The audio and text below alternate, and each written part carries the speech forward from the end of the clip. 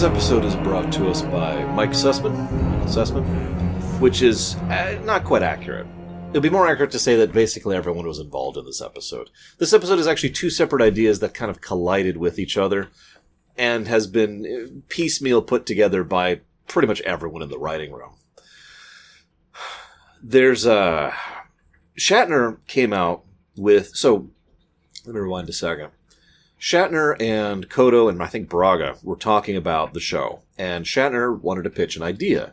The general idea was that the Tantalus field, you remember that thing back in Mirror? It didn't actually destroy you, it actually sent you back in time and to another dimension. It was supposed to be a humane way of dealing with prisoners, a humane way of punishment.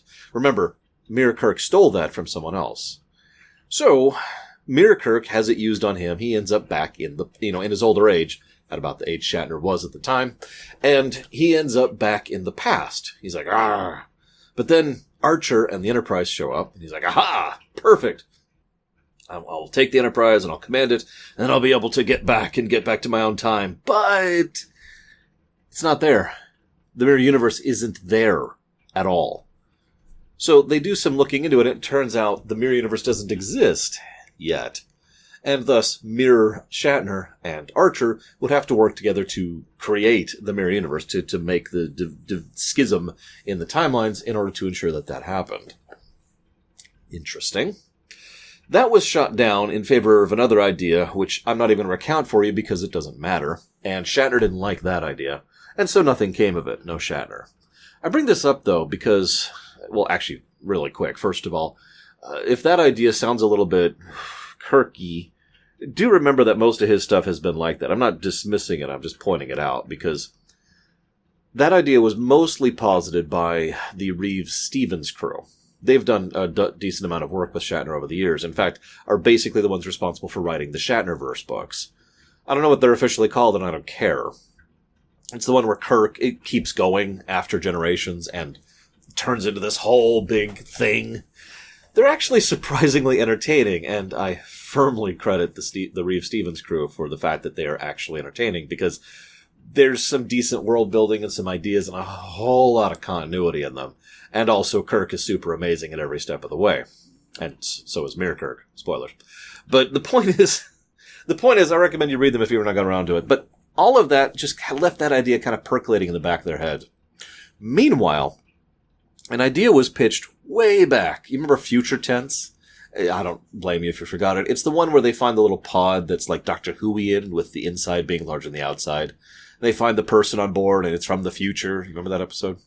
Anyways, that was supposed to be the Defiant. Not Cisco's Defiant. The one from TOS. Tholian Web. The one that just vanishes. You remember that? So that was supposed to be where the Defiant ended up, and now we see it here. The problem is they kept staring at this, and I know this sounds crazy, but they really didn't want to break continuity that badly. So they're like, let's not. Let's not do that. So they just kind of shelved that idea, and just kind of sat on it for quite a while. The other thing, though, is they really wanted to do more Mirror Universe in general.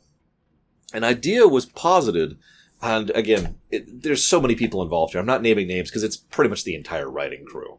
But idea was posited.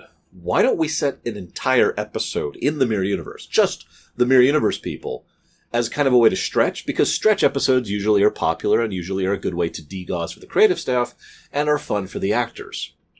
A good example of that would be, I don't remember the name of the episode, Voyager.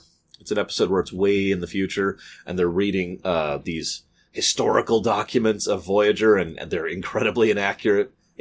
It's good stretch material, and this kind of stuff usually is well received. So why don't we just set an entire episode in the Mirror Universe, and we'll accomplish all of these objectives. We can have the Defiant show up, because it doesn't alter the timeline. In fact, actually, as the Reeves-Stevens crew pointed out, it will actually plug a plot hole, not create one. I'm not going to explain why yet. That'll come up next episode. All I'm going to say right now is remember that this Terran Empire is at the same relative time as the Federation doesn't even exist yet over in our timeline. Just keep that in mind. It's going to be relevant. And they're having these huge issues with this rebellion. But anyways. So we're plugging a plot hole. We've got the fun thing. We bring in the Mirror Universe. Win-win-win, right? It's probably no surprise to say that this is among the most popular episodes of Enterprise ever. It is near the top of almost every single favorite episodes list that I found. And everyone I know, with one exception, praises this episode constantly. These episodes, sorry, I'm counting them as one. The two-parter. That's the other thing. They were like, oh, we really want to do this, but how are we going to make that happen? And they're like, make it a two-parter. As I've said before, a two-parter is cheaper to do than a single-parter, because the rates and pay for the stuff that stretches out across 2 episodes is different than for one singular episode. And thus it is cheaper to hire someone for 2 episodes than for 1, because of the way the accounting works on those. And it does make sense. It's not just creative accounting. So they make it a 2-parter. They can afford it. They can have fun with it. They have the mirror universe, and they've got some plot hole conclusion stuff. Great. I do want to mention something, though. There's a scene on the Defiant Bridge in this episode in particular where they wanted to have an extra say a line. They couldn't. They couldn't afford one extra to do a speaking role. If you ever wondered how tight the budget was in Season 4 Enterprise, that tight. It's right up there with Season 1 of TNG. As I've been researching the behind the scenes here, it's almost analogous in terms of how ridiculously stretched the budget was for these episodes. It is nothing short of astonishing that they were able to make these episodes at all. Anyways, so this episode, I want to mention James Conway. He's the one who directs this episode. This is his final contribution to Trek. Saying a lot of those nowadays. We got another one coming up too. But he's only directed 18 episodes of Trek, but his first episode he ever directed was Justice. Now, I know that's a crap episode, and it should have been a Lamentation, but we hadn't defined them that way yet. But that was Season 1, Episode 8 of TNG. He has been directing with Trek for a while. Let's see here. One other thing I wanted to comment on. You know what? No, I'll save it for next time. I'll save it for next week. Now, this leads to one of those funny things about time travel when it's used properly. I've always liked time travel when it's actually kind of clever. Because what this means is that the Tholian web leads to, in a mirror darkly, leads to, mirror, leads to in the Tholian web. Except not literally. But the path is quite linear. There's no issues here. No plot holes, no mistakes, no flaws. In fact, like I said, this even helps to explain something that mirror, biological discourse of Enterprise was turning into a plot hole, even though it wasn't designed to be. Again, I'll talk more about that next week. So,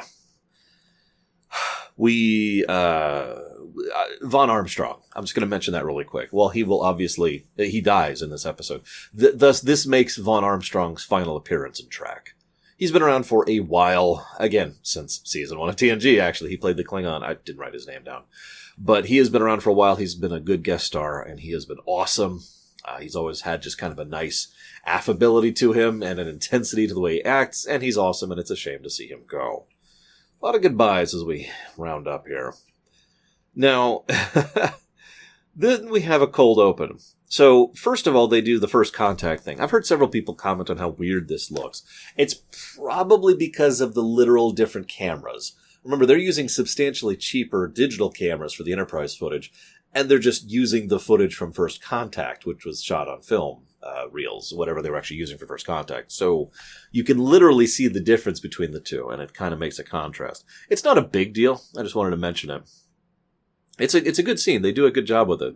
And this is for the fans. No one who has ever not seen, let me take that back. This cold open would have none of the impact if not for the fact that you were already a Trek fan who already knows what, First Contact is, and probably at least have an idea of what the Mirror Universe is. And that's Season 4 in a nutshell, isn't it? This is the next thing I wanted to talk about.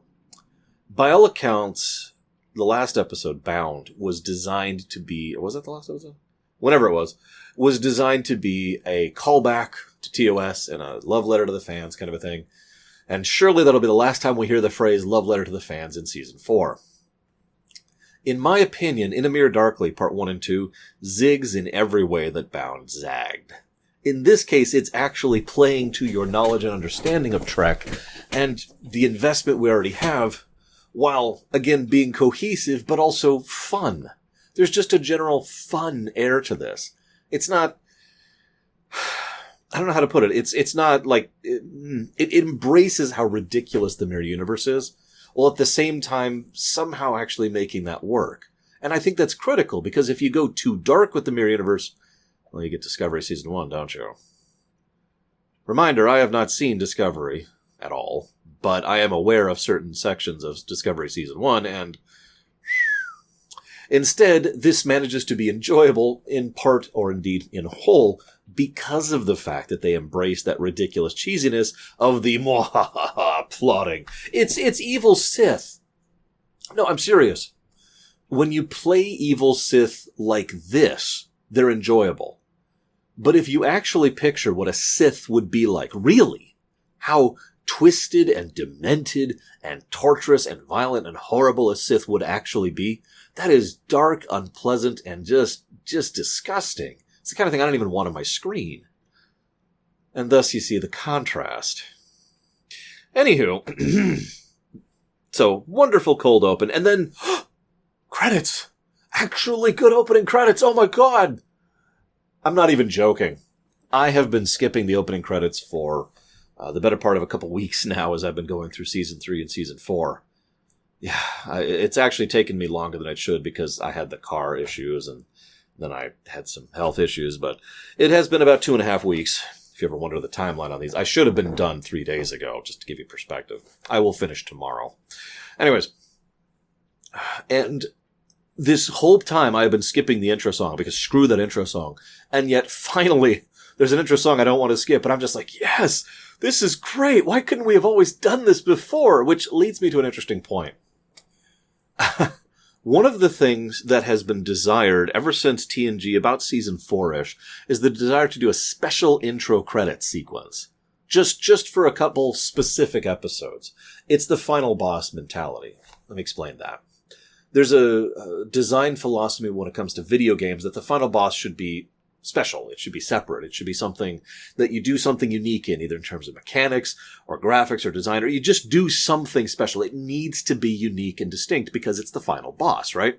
It's the same idea. For a unique and distinct episode, something really important and really powerful for whatever reason, you do the different credits. This always fell through. That actually kind of surprises me because there were several times in TNG and DS9 when both were doing fine, where they could have done that, and the option was no. They finally got away with it here. Well, partially because the rules were being thrown out the window. Remember, they were willing to try new things. But also partially because the effects and design of that new intro were done after they received the news they were canceled. So at this point, it was more or less literally, screw it. And so they did the new intro. Now, understandably, doing a different intro every week is insanity. That takes a lot of time and effort and investment, and it will be difficult to maintain creativity as you're going forwards. But for unique moments like this, that's great stuff. Anywho, that then leads to the Agony Booth. God, the Agony Booth's messed up. Like, really messed up. You're in there, and you're just left locked in there, and it cycles around how it tortures you. And it tortures you directly, which history and science has proven can actually cause literal nerve damage. If you just stimulate the nerves directly like that can cause a chemical breakdown. I'm probably misspeaking on this, but I understand the vague concepts. So that's horrible and screwed up. Thankfully, it's mostly played for laughs here, even though at one point they mentioned that Archer was in the booth for 10 hours. Contrast this to Discovery, for a scene I've actually seen in Discovery, where we just see a empty bay of people who are just left in agony booths, which are just left on. Yeah. Anyways, Hoshi casually manipulates Forrest. There's Vaughn's character. And she does it in a wonderful way. I'll admit I've done this before, too, to my dismay. It's when you say a fact deliberately wrong in order to get everyone to jump on you like, oh, well, that's wrong. And they immediately try to correct you. And you do it so that you can get information they might not otherwise tell you, because they have to correct you. Anywho, this then cuts to Archer, who is a little bit unhinged. He's Bakula's doing this thing where he's like clenching every muscle in his upper body at the same time. We'll actually see more of this next time, but it is funny to watch. And Reed is just outright sadistic. At the very end of this episode, his own ship is destroyed, and Reed can barely restrain a grin at the sight of it. Yeah. So, he takes command, and we find out that Archer is against Vulcans. What a shock. No, I mean to an extent that our Archer never was. Mirror Archer, I'm not going to say Mirror before every single one of these. Mirror Archer is horrifically anti-Vulcan. He hates the Vulcans, and that'll also come up later. But it's okay because they're slaves. Now get off my bridge. He then selects Travis as his personal bodyguard. Now, maybe I'm an idiot, but if I was planning a coup or a mutiny or whatever, I would probably try to select my loyal personal bodyguard before I militarily take control of the ship. I don't know, that's just me. Anyways, this then leads to Hoshi walking into Mirror Archer's room. Just a quick glance at Travis as she's walking by. We find out that the reason Archer's keeping Forrest alive is to secure her help, and then she tries to kill him right after she ingratiates herself into him. Thankfully, Mirror Archer is a moron and decided to keep her around. After all, he still needs her. Right. This is as good a time as any to mention that they clearly have slightly better technology and more ships in their fleet because of the fact that they claimed the Vulcans and conquered the Tellarites. They're still relatively new on the block. They're still not super powerful. They're still having trouble putting down their own rebellion. But you can see why they're not at a level of preeminence here. Nevertheless, they do have things like tractor beams, for example, which they didn't have before. Just to mention a specific example of that. And there's a few other little touches I'm not going to bore you with. One of the most amusing things I kept thinking of, though, is they keep shooting each other on the Enterprise as they're going through the episode. And I just found myself thinking, are those set to stun? I'm pretty sure they confirm in part 2 that they are set to stun. And in fact, there's a bit in this one where Forrest turns up the setting on his phaser before shooting him, or before threatening to shoot Archer. So that kind of makes me think they were set to stun, but it's funny to think about because, I mean, it's the mirrored universe. They can do whatever they want, right? Just kill each other. It's cool. It's cool. Anyways, so they go tractor beam the Tholian ship, drag it over, get him on board, and decide to interrogate the Tholian. And all they do is a minor temperature change of 50 degrees. I thought about figuring out the math on this, but then I'd have to do it in Celsius and Fahrenheit. So all I'm going to say is that 50-degree drop, even in Kelvin, is going to be a pretty significant drop in temperature. That's kind of horrific. Then they drop it down to 100 degrees below comfortable. Yeah, that's horrific. But, it's a minor change. Archer, of course, is still a terrible boss. Not only is he giving unreasonable demands, the classic terrible boss move, but then he decides to interrogate Forrest. Now, you're probably thinking, what's so bad about that? Well, he demands to know of Forrest, who did Admiral Black send to spy on you? Archer, you're an idiot. It's going to be a recurring theme, by the way. So, Tucker then goes into the agony booth. The only reason I'm even mentioning this particular tidbit is because apparently Trenier does a good job of simulating and acting what it would be like to have your nerves directly tortured. And he apparently spends 4 hours in there, so that's nice. I mentioned that because several people in the crew, there's a lot of behind-the-scenes audio commentary on this episode, several members of the crew actually found it legitimately disturbing to watch Trenier gesticulating and as he's in there. And I agree, he does a really good job of selling the agony of the agony booth. It's messed up, once again. Meanwhile, while Tucker is being tortured, his loyal first engineer is being tortured, Archer decides to go off and have sex. You ever heard the saying that the brain needs to, the other head needs to be disengaged for the brain to re-engage? Let's put it that way. As soon as he does this, he puts together, wait a minute, Tucker couldn't have done this. He's innocent. I need to go after T'Pol. Now, what's funny about this is when the only time Archer is smart in the whole episode. He anticipates the possibility of having a counter-mutiny against his mutiny. So he locks the ship in a way that he cannot stop it. No problem there. Him being out of control doesn't matter. He wants to go to the location. And if anyone else takes over, well, they're stuck. Meanwhile, he sends off a message to Fleet Admiral Gardner in order to be like, hey, here's my data, here's my plans. Please give me official standing to do this. And then the counter-mutiny happens, and he just walks in like, hey, so we're stuck. Naturally, he gets to spend 10 hours in the booth for that. I legitimately can't even picture that. I've been in horrific pain in my life, to the point where I lost the ability to function, where I was having difficulty breathing and could not stand. I can't picture just being like that for 10 hours at a time. I really can't. Or maybe I just don't want to. Either way, this leads to an amusing scene because the science directorate has determined that there is no such thing as alternate universes. Ha ha ha. Anyways, at 31 minutes, we get introduced to the Defiant. And I have to admit, when I first saw this episode, it was literally a aha kind of a moment for me. Because, of course, I knew about Tholian Web, and, of course, I was already thinking that direction because Tholians. And then I see the thing, and it's like, yes! Okay, I see where you're going with this. And it just kind of was a nice little ha-ha moment for me. Turns out, they scan it, and there's a reptile over there for some reason. That's strange. Why is there a reptilian? Whatever. I'm sure it doesn't matter. Either way, then we get to the bridge.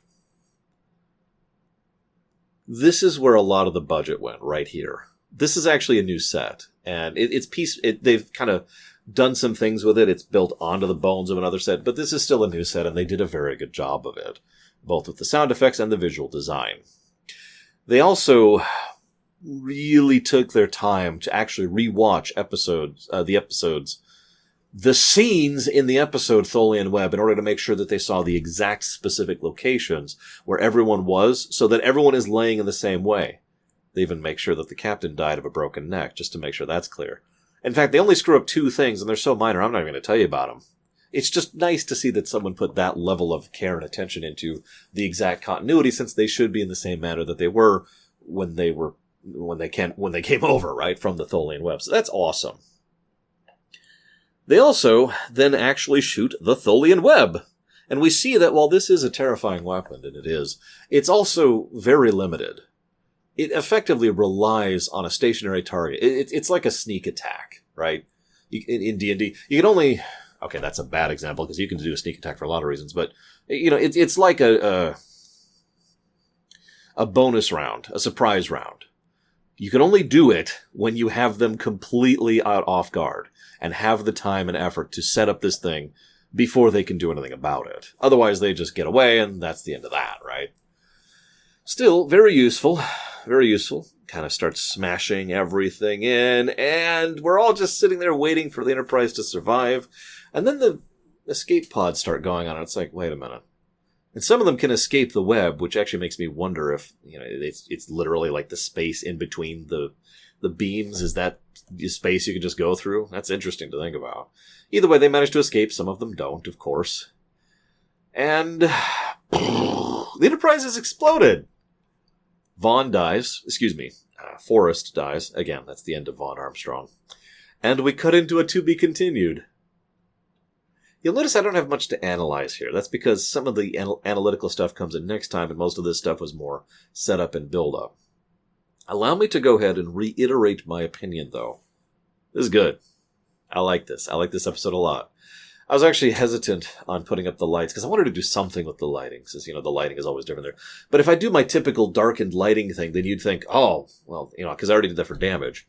But if I do the dark lighting with the red, then you assume lamentation, which is certainly not. So I was just like, oh, shoot, what do I do? So I kind of compromised. I hope you liked said compromise. And I hope that you will enjoy when I see you next time.